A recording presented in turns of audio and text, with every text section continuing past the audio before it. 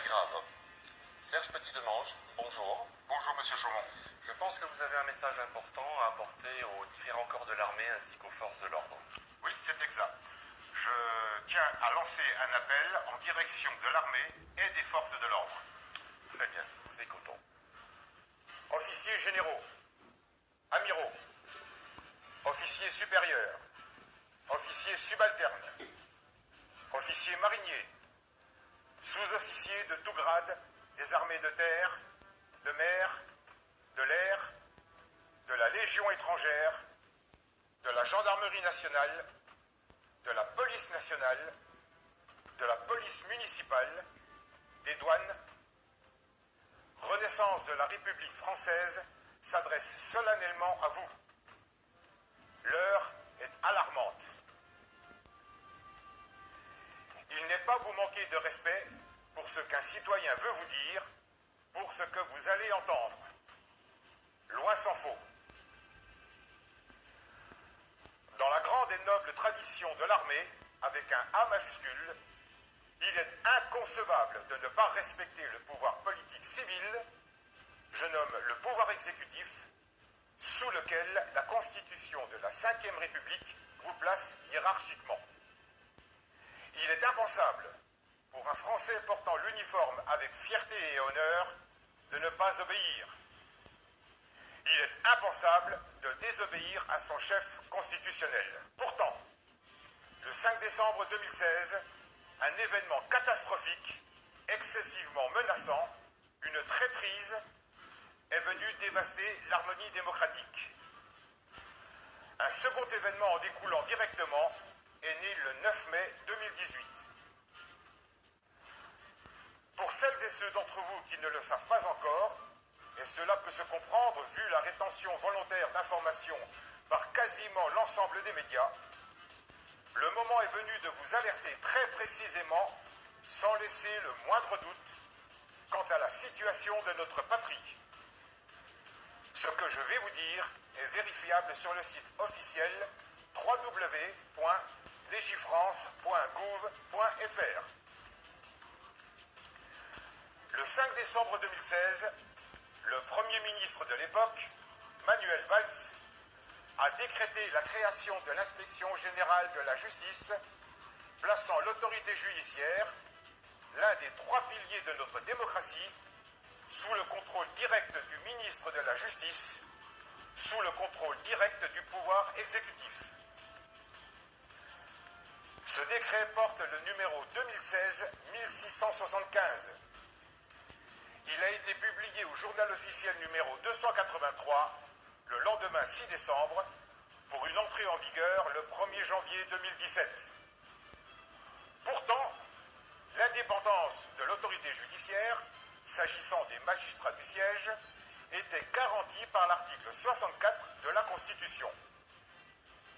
Le président de la République de l'époque, François Hollande, pourtant constitutionnellement garant de cette indépendance, ne s'est pas opposé à ce décret. Il a failli à son devoir.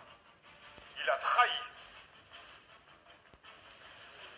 Sachant les études que vous avez suivies, vous ne pouvez ignorer que la Constitution du 4 octobre 1958 déterminait très clairement la séparation des trois pouvoirs. Le pouvoir exécutif, le pouvoir législatif, l'autorité judiciaire.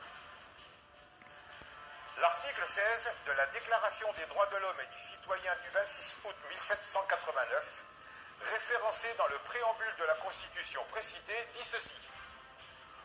Toute société dans laquelle la garantie des droits n'est pas assurée, ni la séparation des pouvoirs déterminée, n'a point de constitution. Puisque violation de la séparation des pouvoirs il y a, la Constitution de la Ve République est défunte le 1er janvier 2017. Les conséquences de cette disparition sont historiques, dramatiques pour l'avenir du peuple, pour son devenir, pour votre avenir. Pour la plus importante de ces conséquences, en l'absence de constitution, sauf à admettre l'état de dictature, quel que soit le candidat, l'élection présidentielle du 7 mai 2017 était tout simplement impossible. Je suis conscient que ce que je vous affirme est gigantesque, monstrueux, mais c'est ainsi. Je le répète, sauf à admettre que la France est entrée en dictature, M. Emmanuel Macron ne peut avoir été élu président de la République. Il usurpe la fonction publique de président de la République avec toutes les conséquences pénales attachées, notamment celles prévues à l'article 433-12 du Code pénal. Les répercussions sont dans la même engeance, colossales. Ne pouvant, en l'absence de constitution, être président de la République, M. Macron n'a pu nommer M. Édouard Philippe Premier ministre. De ce fait, l'illégal Premier ministre n'a pu proposer les membres de son gouvernement à M. Macron. La France est officiellement gouvernée depuis plus d'1 an par des usurpateurs. Concernant l'armée, M. Macron, illégitime locataire de l'Élysée, n'a pu nommer le général François Lecointre, chef d'état-major des armées, en remplacement du général Pierre de Villiers, démissionnaire.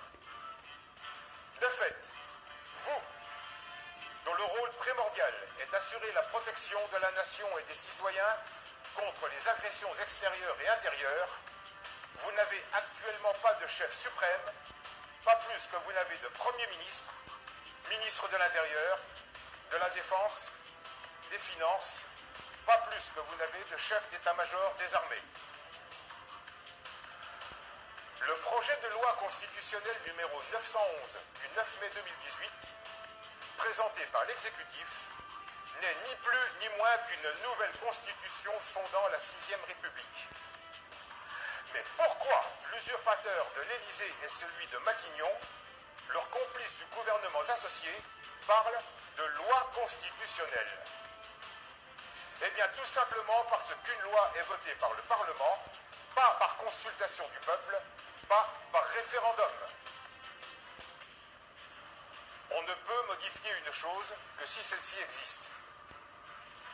L'illégitime exécutif actuel, avec la complicité active de l'Assemblée nationale, où il est majoritaire, réitère le même coup de Jarnac, la même trahison envers le peuple que celle commise par Nicolas Sarkozy en 2007, avec l'après-référendum de 2005 et le traité de Lisbonne. Cette prise de conscience effectuée, les faits dénoncés vérifiables et vérifiés, en vertu de l'article 433-12 du Code pénal, le peuple de France attend de vous, forces de l'ordre, que vous procédiez à l'arrestation de M. Emmanuel Macron et au placement en résidence surveillée des membres du gouvernement. En aucun cas, votre intervention salutaire ne peut être considérée comme un coup d'État, puisque le pouvoir exécutif est illégitime. Nous sommes plutôt dans le cadre d'une opération d'assainissement public. Conformément à l'article 7 de la Constitution, avant sa disparition, M. Gérard Larcher, président du Sénat avant l'entrée en vigueur du décret Félon, déjà officiellement sollicité le 29 mars 2018 par une délégation de renaissance de la République française qui s'est déplacée au Sénat, devra assurer l'intérim. S'il se soustrait à cette responsabilité constitutionnelle ou est empêché, l'article 7 prévoit que c'est le gouvernement qui devra alors assurer l'intérim. Mais ce gouvernement, illégitime comme démontré clairement ci-avant, ne pourra pas assumer cette fonction. Reste le président fondateur de Renaissance de la République française, volontaire qui, si elle lui est proposée, acceptera cette charge, comme déjà officiellement annoncé le 13 novembre 2017, le temps nécessaire au rétablissement légal de la Constitution, au rétablissement de l'état de droit, au rétablissement de l'entière souveraineté du peuple. Je ne saurais trop alerter la Direction générale de la sécurité intérieure du rôle qu'elle va avoir à tenir, soit aux côtés des usurpateurs, avec une moralité assimilable à celle de la police de Vichy durant la Seconde Guerre mondiale, soit aux côtés du peuple. Je recommande au garde du corps de M. Macron de lui conseiller de présenter sa démission au plus tôt, se rendre avant la commission d'actes incontrôlés, irréversibles, irréparables, dont il devra assumer l'entière responsabilité associée au gouvernement. Soldats, marins, aviateurs, légionnaires, gendarmes, policiers, douaniers, la nation a besoin de vous. Elle vous appelle. Elle compte sur vous. Elle a confiance. Vive la France!